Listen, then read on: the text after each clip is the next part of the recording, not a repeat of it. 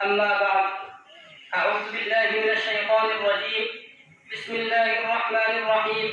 هو الذي أرسل رسوله بالهدى ودين الحق ليظهره على الدين كله ولو كره المشركون بارك الله لنا ولكم في القرآن العظيم ونفعنا وإياكم بالآيات والذكر الحكيم الله رب العالمين দরবারে লক্ষ কোটি শুকরিয়া আদায় করি যে মহান মালিক আল্লাহ রব্বুল আলামিন আমাদেরকে বিগত এক মাস রোজা রাখার পরে আজকে ঈদের নামাজ পড়ার জন্য আসার তৌফিক দান করেছেন। সকলে বলি আলহামদুলিল্লাহ। আমি আপনাদের সামনে যে কথা নিয়ে আলোচনা করতে চাই সেটা হলো আমরা রমজান মাসের মধ্যে